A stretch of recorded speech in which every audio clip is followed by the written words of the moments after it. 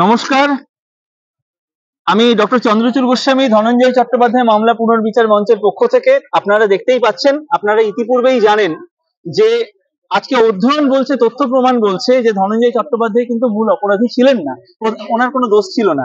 ফলে ওনাকে যে অন্যায়ভাবে ফাঁসি দেওয়া হয়েছে তাতে উনিও যেমন জাস্টিস পাননি, হেতাল পারেখ প্রকৃত অপরাধীকে আড়াল করার জন্য তার আত্মাও কিন্তু জাস্টিস পায়নি।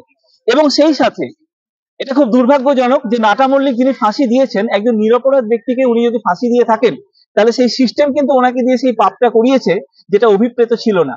তো সেই জন্য আজকে আপনারা সবাই জানেন, আমরা ডেপুটেশন দিয়েছি ভারতবর্ষের মাননীয় প্রধানমন্ত্রীর কাছে, রাষ্ট্রপতির কাছে এবং সুপ্রিম কোর্টের প্রধান বিচারপতির কাছে।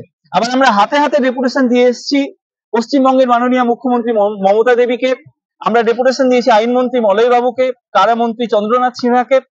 এবং আগামী দিনে আপনাদের কাছে ঘোষণা করছি, আমরা প্রত্যেকে চাই একটি ত্রুটিহীন বিচার ব্যবস্থা এবং অপরাধবিহীন সমাজ ব্যবস্থা স্থাপন করতে।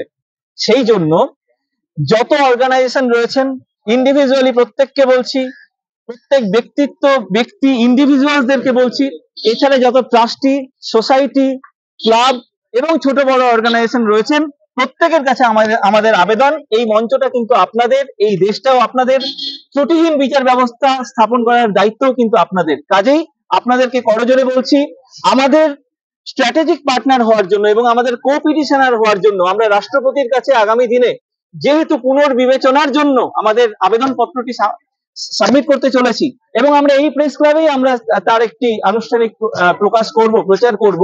তো তাতেও কিন্তু আমাদের ফ্যামিলির সদস্য হিসেবে you all are most welcome. সবাই সুস্থ থাকুন, ভালো থাকুন, আমাদের সাথে থাকুন। আমরা ধনঞ্জয় চট্টোপাধ্যায়, হেতাল পারেখ এবং নাটা মল্লিক বাবুকে জাস্টিস যেমন একদিকে দেব, সেই রকম এই ভারতবর্ষ, এই পশ্চিমবঙ্গ, এই সারা পৃথিবীতে একটি ত্রুটিহীন বিচার ব্যবস্থা স্থাপিত হোক এবং আর কাউকে যাতে ভবিষ্যতে ধনঞ্জয় চট্টোপাধ্যায় না হতে হয়, এটাই আমাদের অঙ্গীকার। জয় হিন্দ, জয় ভারত।